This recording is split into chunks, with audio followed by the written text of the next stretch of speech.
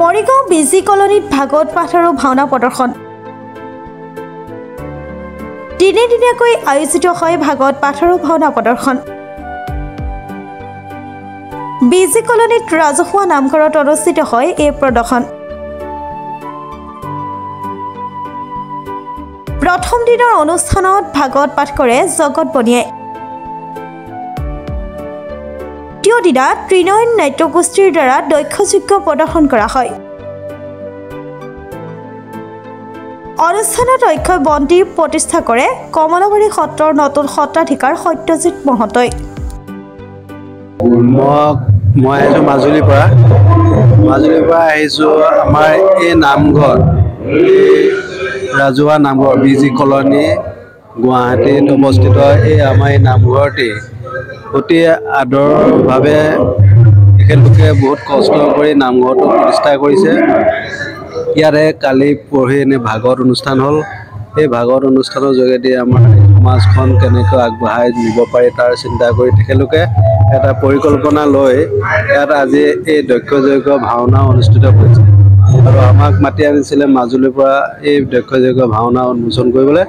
লগতে তেখেতলোকৰ ইয়াত বিভিন্ন ঠাইৰ পৰা অহা ব্যক্তি আহি পেলাই কৰ্মসূত্ৰে আছে। ইমান কৰ্মসূত্ৰৰ মাজতো তেওঁলোকে ব্যস্তৰ মাজতো আজি এনেদৰে এই ভাওনা প্ৰদৰ্শন কৰা আৰু এই ৰাইজক মহাপুৰুষ শংকৰদেৱ মাধৱদেৱৰ যি শৰণ ভজন তত্ত্ব জ্ঞান প্ৰদান কৰা আছিল সেইখিনি ল'বৰ কাৰণে আগ্ৰহী হৈ আমাক মাজুলীৰ পৰা মাতি আনিছে আৰু আমি আহি পেলাই এই ভাওনাও প্ৰদৰ্শন কৰিছোঁ। আৰু ইয়াতে তেখেতলোকে এটা ডাঙৰ অনুষ্ঠান কৰিছে। বিশেষ ব্যক্তিসকলক তেখেতলোকে এটা সম্বৰ্ধনা জনাইছে। এই সম্বৰ্ধনা জনোৱাৰ যোগেদি তেখেতলোকক ইয়াত থকা বয়সস্থসকলক উৎসাহিত কৰাৰ লগে আৰু কাম কৰি যাবৰ কাৰণে তেখেতে প্ৰেৰণা যোগাইছে।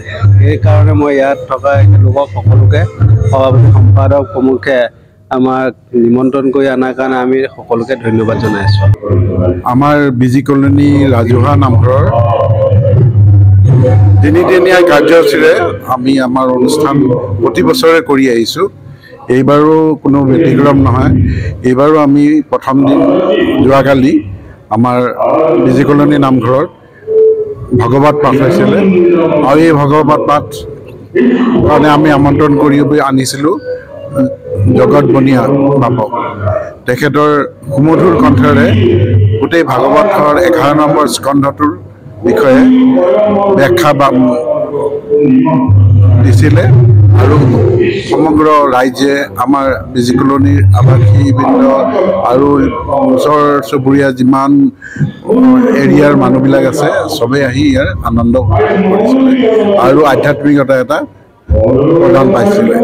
আৰু আজি আমাৰ নামঘৰত প্ৰথম আমাৰ যিখন ভাওনা প্ৰদৰ্শন হৈ আছে এতিয়া এই ভাওনা প্ৰদৰ্শন যিখন আছে এইখন নাটখনৰ নাম হৈছে দক্ষযজ্ঞ। আৰু এই ভাওনাৰ পূৰ্বে আমি আমাৰ কমলাবাৰী সত্ৰৰ নতুন সত্ৰাধিকাৰ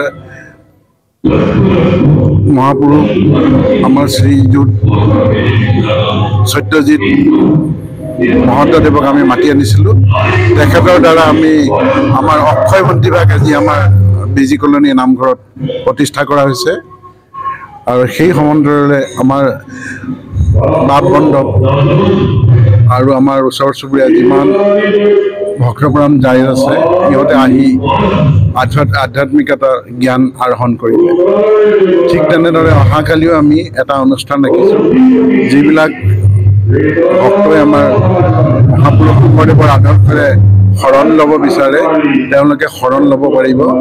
আমাৰ শ্ৰী সন্মানীয়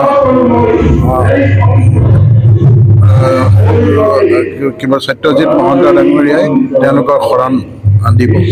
এই তিনিদিনে আমাৰ সকলো ৰাইজৰ আমি খুব সহযোগ পাইছিলোঁ আৰু সম্পূৰ্ণ ছাকচেছ হৈছিলোঁ এই বিষয়ে।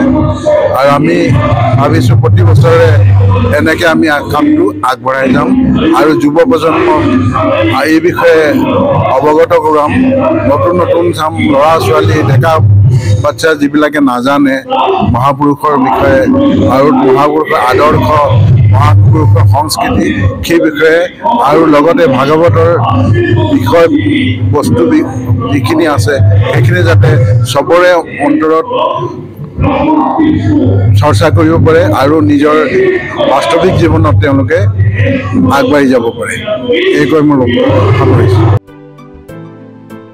নিউজ ডেস্ক ৰিপৰ্ট প্ৰাতঃ time digital mobile plus physiotherapy wellness and rehabilitation centre দক্ষিণ কামৰূপৰ ব্যৱসায়িক প্ৰাণকেন্দ্ৰ বিজয়নগৰৰ লগতে VIP চক আৰু গুৱাহাটী মালিগাঁও পাণ্ডৱনগৰত থকা তিনিওখন ক্লিনিক বৰ্তমান প্ৰায় 20 বছৰৰ অভিজ্ঞতা পুষ্ট তথা এতিয়ালৈকে প্ৰায় 40,000 ৰোগীক সুস্থ কৰি তোলা ডক্টৰ পল্লৱী নাথৰ তত্ত্বাৱধানত চলি আছে এই ফিজিওথেৰাপি চেণ্টাৰ তিনিটাত বৰ্তমান অভিজ্ঞ ডক্টৰৰ দ্বাৰা যিকোনো জটিল ফিজিওথেৰাপি চিকিৎসাৰ লগতে যিকোনো ৰোগীৰ ঘৰলৈ গৈ চিকিৎসা সেৱাৰ সুব্যৱস্থাও ৰাখিছে আমাৰ ঠিকনা mobile plus physiotherapy wellness and rehabilitation centre opposite Uparhali Bijoynagar SBI branch আমাৰ VIP চকৰ ঠিকনাটো হ'ল VIP চক near VIP bus stop Borjhar Guwahati আমাৰ মালিগাঁও ঠিকনাটো হ'ল Celas 360 physiotherapy and rehabilitation centre Maligaon Pandavnagar Guwahati 12 আমাৰ যোগাযোগ নম্বৰ হৈছে 8011744696